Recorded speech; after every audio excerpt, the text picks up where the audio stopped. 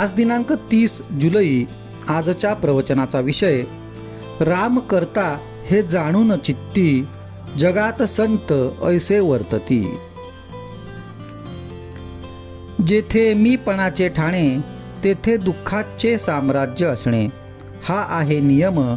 म्हणून मी सांगतो राखावा नेम. सर्वस्वी व्हावे भगवंताचे, मी माझे सोडून साचे. बाह्य मीपणाने जरी सोडले, पण अभिमानाने वृत्ती बळावली, तेथे घाताला सुरुवात झाली. बुद्धी करावी स्थिर, नामी असावे प्रेम अनावर. राम करता हे जाणून चित्ती, जगात संत ऐसे वर्तती. साधनी सावधान जाण, हेच साधकाचे मुख्य लक्षण. बाह्य वेशाने कसाही नटला, जगाला भुलविता झाला, तरी जोवरी नाही चित्त स्थिर, कसा पावेल रघुवीर. आजवर केल्या गोष्टी फार भल्या बुऱ्या असतील जाण, त्याचा न करावा विचार, पुढे असावे खबरदार. मानावी परस्त्री माते समान, दुसऱ्याचे न पहावे उणेपण. परनिंदा टाळावी, स्वतःकडे दृष्टी वळवावी. गुणांचे करावे संवर्धन, दोषांचे करावे उच्चाटन.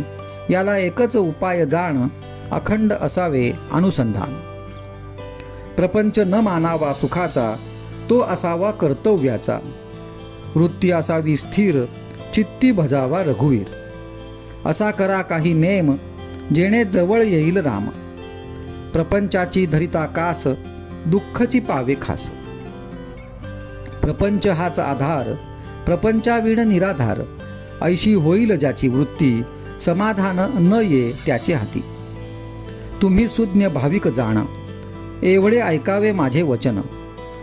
दुष्टमतीची उत्पत्ती ही दुर्जनाची संगती. भावे धरिता रघुपती, सर्व संकटे दूर जाती.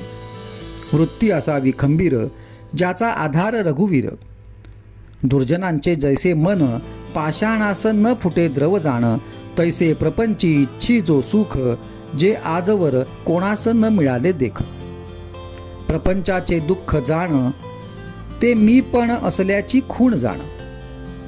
जगात वर्तावे घरात असावे, व्यवहारात व प्रपंचात वागावे, परी कोठे न गुंतावे.